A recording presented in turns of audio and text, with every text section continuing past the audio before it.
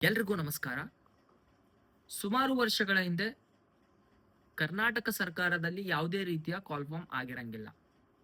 So 2026 ಕೆಲವೊಂದಿಷ್ಟು ಪ್ರತಿಭಟನೆಗಳ ಆಗಿದ ನಂತರ ಸರ್ಕಾರವು ಎಚ್ಚೆತ್ತುಕೊಂಡಿದೆ.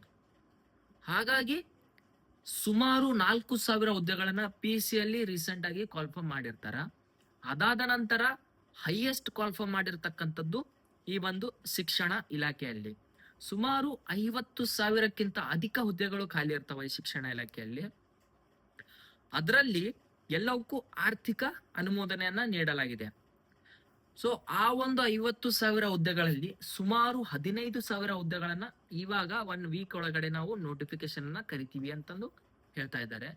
ಸೊ ಈ ಕಂಪ್ಲೀಟ್ ಪ್ರೊಸೆಸ್ ಅನ್ನ 100 ದಿನಗಳ ಒಳಗಾಗಿ ನಾವು ಕಂಪ್ಲೀಟ್ ಮಾಡ್ತೀವಿ ಅಂತಂದು ಶಿಕ್ಷಣ ಇಲಾಖೆ ಒಂದು ಆಶ್ವಾಸನೆಯನ್ನ ನೀಡಿದೆ. ಸೊ ಈ 7 ದಿನಗಳ ಒಳಗೆ ನೋಟಿಫಿಕೇಶನ್ ಅನ್ನ ಬಿಡ್ತಾರ.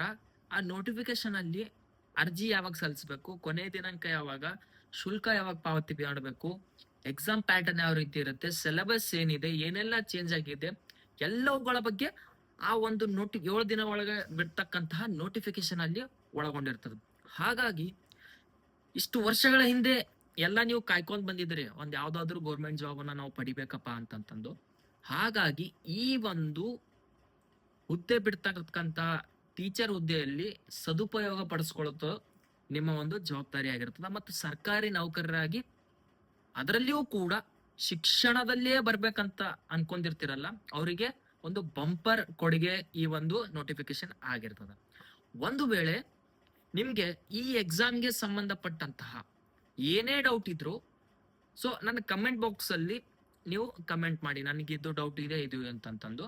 ನಂದು ಪರ್ಸನಲ್ ನಂಬರ್ ಕೂಡ ಈ ಕೆಳಗೆ ಡಿಸ್ಕ್ರಿಪ್ಷನ್ ಅಲ್ಲಿ ನಂಬರ್ನು ಕೂಡ ಮೆನ್ಷನ್ ಮಾಡಿರ್ತೀನಿ. ನಿಮ್ಗೆ ನೋಟ್ಸ್ ಆಗಿರ್ಬೋದು, ಎಕ್ಸಾಮ್ ಪ್ಯಾಟರ್ನ್ ಆಗಿರ್ಬೋದು, ಮತ್ತೆ ಏನೆಲ್ಲ ಚೇಂಜ್ ಆಗಿದೆ ಒಂದು ಶಿಕ್ಷಣ ಇಲಾಖೆಯಲ್ಲಿ, ಏನೇ ತರದ ಡೌಟ್ ಇದ್ರೂ ಕೂಡ ನೀವು ಆ ಒಂದು ವಾಟ್ಸಪ್ ಮೂಲಕ ನಂಬರ್ಗೆ ಕಾಂಟ್ಯಾಕ್ಟ್ ಮಾಡಿದ್ರೆ ನಾನು ನಿಮ್ಗೆ ರೀಚ್ ಆಗ್ತೀನಿ.